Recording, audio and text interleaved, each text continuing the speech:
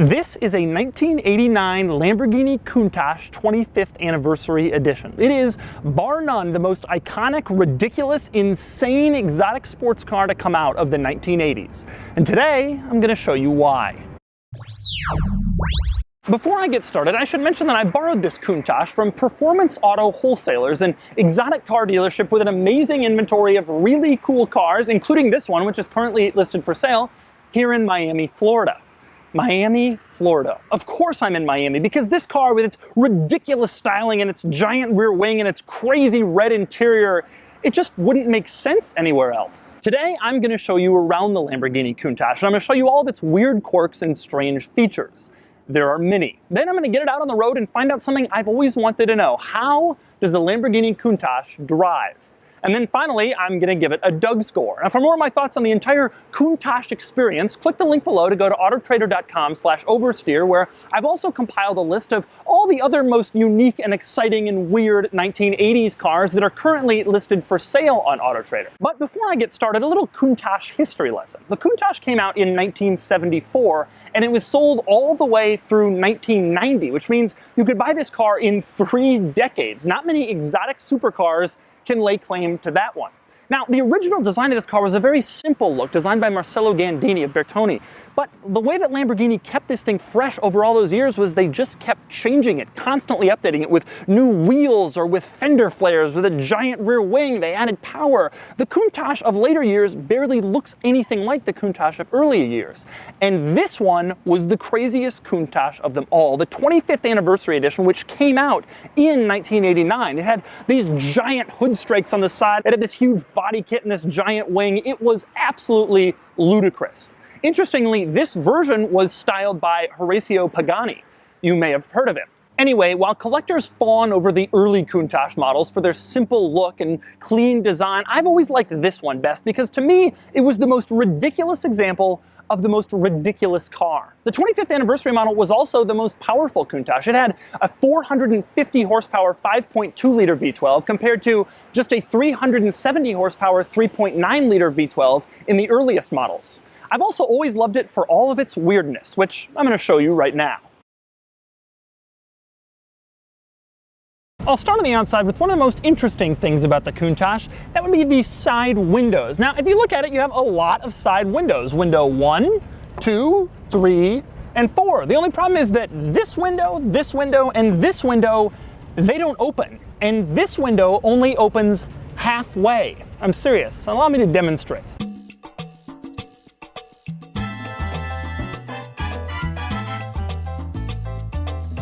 Yeah, that's right. That's as far down as that window will go because then it hits the door and it just can't go any further. Needless to say, there's no visiting a drive-thru in your Lamborghini Countach, unless, of course, you open the door. And so, since I know you're wondering, let's talk about opening the door. Yes, they're scissor doors, which means they're hinged down here and they open upwards, and opening them is pretty easy. You walk up to it, there's this silver thing protruding from the door, you push it, and then you just guide the door up the rest of the way. That's not that hard, although it does create mass hysteria every time you park this car and get out.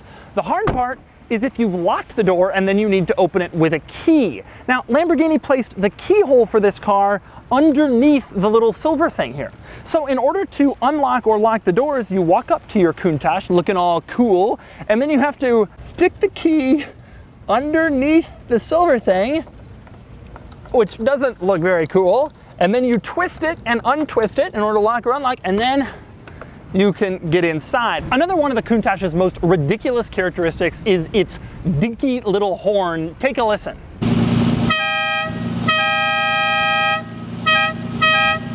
Now, a lot of Italian cars at this time had horns like this, but I think this one is the most disparate, the most aggressive, mean, angry styling, and the most pathetic little pipsqueak stupid horn. I can't believe it actually sounds like that. Next up, we got to talk about adjusting the mirrors. Now, interestingly, this car has power mirrors. You adjust them from a little control inside the driver's door, but that's just the mirror glass. If you want to adjust the mirrors themselves, well, have at it. they're on the car with this little rubber thing, and you can just kind of bend them every which way.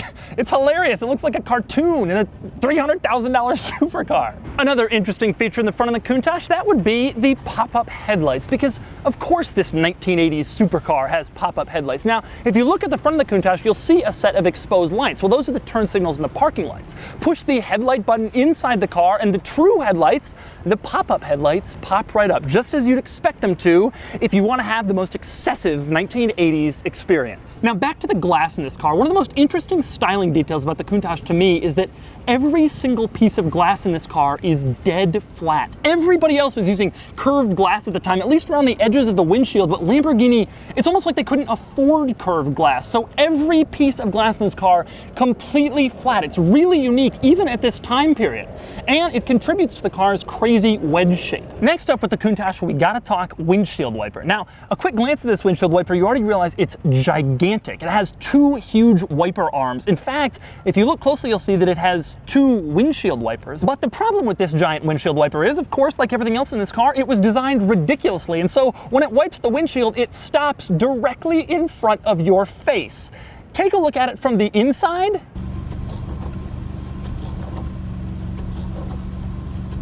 And now take a look at it from the outside. Yes, that's right. Everything to the left of your left eye isn't wiped, and to the right of your right eye is wiped. So when you're driving down the street, your field of vision is only half clear if you're driving this car in the rain. Now, one of the Countach's most unique design details are these two triangular ducts on either side of the car. I always assumed these were air intakes for the engine, but the duct on the passenger side is actually where you put in the fuel. Take a look at that. There's no fuel door in this car. Instead, you just walk right up, you unscrew the little fuel cap, and you stick the fuel into what I thought was the air intake.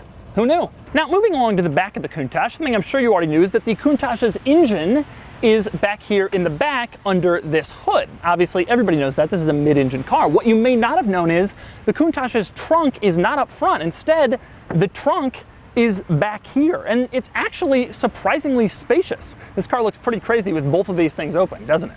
Now, in Lamborghini wisdom, the engine cover cannot be closed when the trunk is open due to this giant rear wing they stuck on it. It could have been in the earlier models, but not in the ones with the big rear wing. So if you want to close the hood with the trunk open, first you gotta do this, and then you do this, and then you can open the trunk right back up. And by the way, if you want to open the engine cover or the trunk, it's easy to do. There are two little releases located in the door frame on the driver's side. Of course, they're unlabeled, so there's no way to know which one you're opening when you pull which release, but that's Lamborghini. So now that you know what's back there, you might be wondering, well, then what is in front? Well, it's a little storage compartment where you could put stuff. I mean, there's a spare tire in there and some other things like the horn and some fluids. But the interesting thing about this particular compartment is that it's completely open to the elements. You'll notice that there's a bunch of stuff that's wet in here from the car being driven before. There's no insulation in here. Now, the weird thing about that is this is where Lamborghini chose to put the battery. That's a smart decision. Put the battery in a compartment where water can easily get in. But that, ladies and gentlemen, is part of the 1980s Lamborghini charm. Another interesting Lamborghini decision relates to the license plate lights. Now, when this car first came out, license plate lights weren't mandatory by the government, but eventually they became mandatory, and so Lamborghini had to adjust the car. And most automakers put them here on a shroud over the license plate, but the Countach didn't have such a thing, so instead they stuck holes in the bumper and they stuck the license plate lights in the bumper. Take a look around at any car you can find. I suspect you won't find very many with bumper-mounted license plate lights. Also around back, we have to discuss this car's crazy tires. If you're not into tires, this might not mean much to you, but this car has 345 width rear tires, which is as wide as any modern supercar's tires. Except they only fit 15-inch wheels. These are 345 15 tires. Needless to say, you cannot simply purchase tires for this car at your local Pep Boys. The final exterior quirk, you're looking at it from that angle, you can see it best. The back window in this car is minuscule, and rear visibility in general is absolutely terrible. It's ridiculous, and it's impossible to see behind you when you're backing up. That leads to a rather unorthodox reversing method, which a lot of Countach owners use, and which I will demonstrate for you now. You're supposed to push the clutch in, put the car in reverse as it is, then get up here, turn around. Now I can see everything. See ya! I'm serious, they recommend this! But But of course, the quirks aren't only on the outside of this car, and once you're inside, you'll notice all sorts of crazy things. Starting with the first thing you notice when you climb inside, the right angles. This car does not have any curves in this interior. Nothing is designed stylishly. Everything is It's like Lamborghini built this car using only a ruler. It is absolutely crazy how 90 degrees everything is inside this car, and I didn't really realize that until I got in this one. My favorite bizarre feature in this car is the reverse lockout. Now this car has a dogleg transmission, meaning first is down and to the left, which is where second usually is, and up and to the left is reverse gear instead of first gear.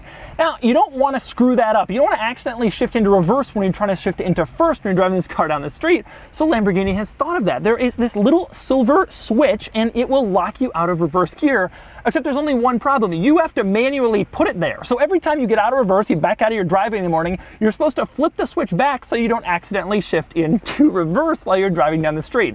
It's the jankiest reverse lockout I've ever seen on any car in history. Mounted here in the middle of the cabin are the power window switches. Yes, this car has power windows. It also has power mirrors and power locks.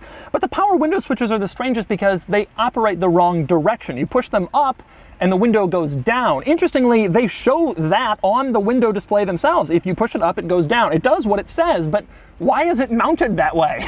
Moving on to the sun visor. This car has sun visors and they are actually pretty big. So big that if you're sitting in the driver's seat and you put the sun visor down, you can't see anything. Hidden here in the passenger sun visor is a mirror, and it's not mounted in the sun visor. Instead, you can pull it out and use it for whatever purposes you might need a mirror for in Miami in the 80s. Also, when you're inside the car, you can get a better look at this rear window. It is absolutely insane. Now, when the Countach first came out, it had more visibility back here, but as they added bodywork and crazy stuff on top of the hood, that rear window got more blocked and more blocked to the point where it is now, which is it's more than half blocked. You really can't see anything behind you when you're driving this car. Another interesting detail of the car, let's talk about the seat controls. Yes, it has power seats, but where are the controls for them? Oh, that's right. They're hidden under this little cover. Interestingly, this cover not only contains the power seat controls, which naturally for a Lamborghini are divided into 3 different switches instead of just a simple one, but it also contains a little storage area. That's nice, especially because this car has no real glove box. In the glove box area, you will actually find the fuses for the car. Another interesting storage area inside this car is in the middle of the 2 rear seats. Lamborghini knew you were going to put stuff in your Countach. Don't worry, they got you covered. Next up, we have to talk about the climate control box. This was obviously added later as this car went through the years and it needed something a little bit better than what they had back in the 70s. The thing I like most about the climate control box is the font that says climate control. It looks like that 1980s radio font. They could have done anything else, but they really wanted this car to stick into its time period. The other cool thing about the climate control is you can instantly change between Celsius and Fahrenheit with the push of a button. In case you're driving this car up to Canada and back and you want to have the correct temperature display when you cross the border. Now, interestingly, and you'll notice we're in a new location due to rain, Lamborghini didn't do the same thing for the odometer and the speedometer. The speedometer in this car is in kilometers per hour, even though this is a US car delivered to a US customer and made for US regulations. It's in kilometers per hour with a little tiny miles per hour speedometer inside it. It's the same thing for the odometer. It's in kilometers. They did this through the Diablo, which made no sense. They couldn't just convert it for this country. Now, the problem with this comes when this car gets records on its Carfax report, like when it goes in for an emissions test or the dealer for service. The kilometer reading on the odometer will get written down as miles sometimes and kilometers when someone actually knows what they're doing. And the result is that the mileage on the Carfax reports for these cars always jumps around, making it look like the odometer has been rolled back even when it hasn't. Next up, you can't talk about this car without talking about the driving position, and specifically the ridiculously thin pedal box. Take a look at this. The seat is a normal size, and then the floor mat right in front of the seat starts at a normal size, and then it all kind of comes to a point underneath the steering wheel and the gauge cluster. So when you sit in the car, you have to kind of angle your feet to the right in order to get them in there. It's really narrow, and it makes it kind of hard to drive this thing. Now, the other interesting thing you'll find with this car, that would be the owner's manual. This is a simple car, and it's not designed to have all sorts of ridiculous complexities or to keep you reading this thing for hours when you could be driving. This owner's manual is only 98 pages long, and that is in 3 different languages. It's 98 pages. The most interesting thing I found in this owner's manual relates to the break-in period. According to Lamborghini, you're supposed to keep this car under 6,000 RPM until you hit 4,400 miles. Now, these cars aren't driven all that much, 1,000 miles a year maybe, and so 4,400 miles in a car like this, you might have to keep it under under 6,000 RPM for like 5 years after you buy this thing. That's crazy. Countach is bizarre and unusual and crazy and insane, and that's before I even drive the thing. So now I'm gonna do something I've wanted to do since I had a poster of this car on my bedroom wall when I was a kid. I'm going to drive the Lamborghini Countach. All right, I'm in reverse now. Okay, is anybody going? Nobody's coming? We're good? Man, you just can't see a thing. I got to employ that reversing strategy. Heavy steering. All right, here we go. Now we're moving forward, which is nice.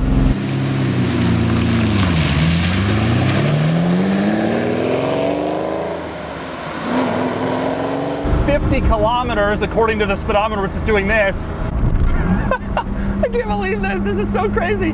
We're driving a Countach.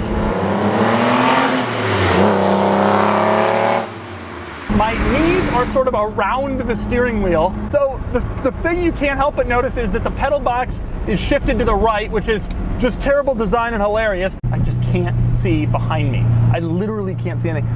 The sound is great inside, but I just filmed the shots of it going by outside. It's even better out there. How do you make a lane change in a car where you can't see behind you? Well, you go faster than everybody else. The steering is tremendously heavy because it's not power assisted, and also you just got to work for it so much.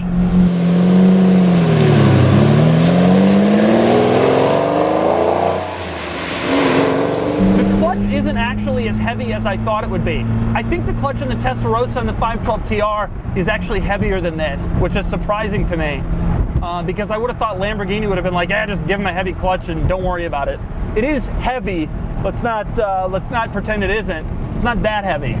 I can fit my feet in the pedal box, but just barely. When I'm on the brake, my right foot does rub up against my clutch foot. I can't, the horn. I mean, Italians. The fact that it's hard to drive is almost part of the fun, I think. It's part of the charm of what this car is and what this car is about. You got to really care. It's not one of those, oh, I'll drive it to the store, whatever. This is a car you have to be in the mood to drive.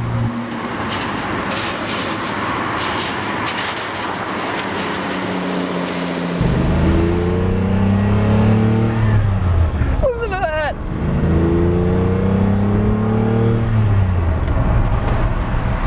I don't want to floor it too much because unfortunately it's wet today. I got bad luck. It's like those Top Gear laps with your favorite actor where he finally gets on and then it's too wet and he's not going to set a good time. The car isn't as low as I was expecting that it would be. I've definitely driven lower cars than this. I thought we would be basically sitting on the ground, but there's a Veloster and we're reasonably similar in height. Camrys don't feel like SUVs as they do in some cars like the Lotus Elise, which is a lot lower to the ground. Oh, even at speed, the steering is difficult to turn, which is interesting to me. Most cars with no power steering, they really lighten up as you get going. And this car is a little lighter when you're going 50, but I mean, just making a regular right turn at an intersection, it still feels as heavy as some cars do when you're trying to parallel park. It's quick, it's actually fast. There's no question about that. It's not just old car quick, it's quick. The other benefits of flooring in this car, you hear it and you feel it. The shift lever starts shaking. It's ready for you. It's like, yeah, let's do this. You feel the speed so much more than you do in virtually any other car. Surprisingly, at 6'4", I have reasonable headroom. I mean, my head is bumping up against it when I sit absolutely upright. But if I just sit, this is how I normally kind of sit in a car. If I just sit like this, you know, I got a quarter of an inch or something. It's not a lot, but it's a lot of people said to me, oh, you'll never fit in a Countach. Well, I do fit. If you're looking for comfortability in a car like this, you should have bought a 911 or something else.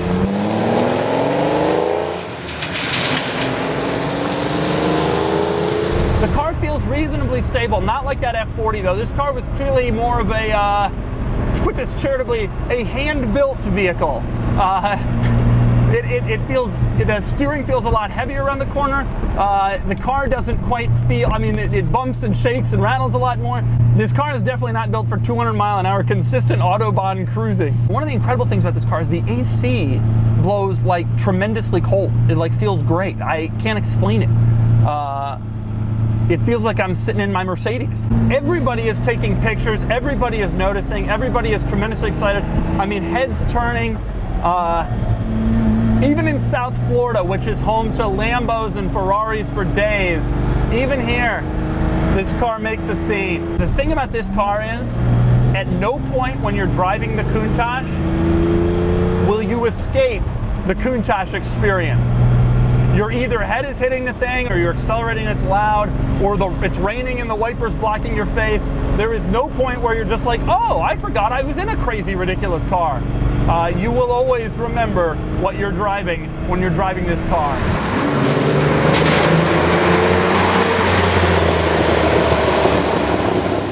And so that was it. That was the Lamborghini Countach experience. The history, the weird quirks and features, the crazy styling, the ridiculous driving experience. I'm so glad this took place in Miami also, which I consider to be the Countach's spiritual home. Anyway, I've always wondered just how crazy this car is, and today, after having spent the whole day with it, I can answer that question. Just as crazy as I always thought. Anyway, time to give it a Doug score. Starting with the weekend categories and styling, the Countach may not be gorgeous, but it's striking, thrilling, exhilarating. Its design is an icon, and it gets a 9 out of 10. Acceleration does 0 to 60 in a highly respectable 4.7 seconds, and it earns a 6 out of 10. Handling is good, but not exactly sharp. The steering wheel is difficult to turn, and the car is heavy. It's sporty, but it's certainly not on the level of today's most tossable or graceful cars, and it earns a 6 out of 10. Next up is cool factor, and I mean, come on people, this category was made for this car. It easily earns a 10 out of 10, and if this category went up to 11, the Countach would be the car to take it there. As for importance, however, it's not the most important Countach. The market has spoken, and collectors prefer the earlier ones regardless of what I think. Still, these things are approaching $300,000 in value, so it's hardly unimportant, and it earns an 8 out of 10. That brings the total weekend score to 39 out of 50, placing the Countach in some good company, but not quite as high as its more modern sibling, the Diablo 6.0. As for the daily categories, well, I suspect it won't fare quite so well. Starting with features, the Countach is weak. It has good climate control, power seats, but not much else, and it earns a 3 out of 10. Comfort, too, is pretty bad. It's not oppressive, but this isn't a car you get in if you want to be coddled, or even if you want to slightly relax. It earns a 3 out of 10. Next up is quality, which measures reliability and materials, and both are pretty bad. These are notoriously maintenance heavy, and this is a company that can't even convert the odometer to miles. So who knows what else they skipped where we can't see it. It earns a 4 out of 10. Practicality is normally based on cargo volume, and the Countach has a shockingly big trunk, easily enough for it to earn a 3, but poor visibility and horrible entry and exit drops it down to a 2 out of 10. Finally, value. $300,000 may seem like a lot of money, but this car is an icon, and I've watched its prices rise my entire adult life. They'll keep rising, and that's enough to earn it a 7 out of 10, bringing the total daily score to a miserable 19 out of 50, not far above Yugo territory. Add it all up, and the Countach's Doug score is 58. It's not good enough at everything to score much higher than that, but it's really, really good at being cool.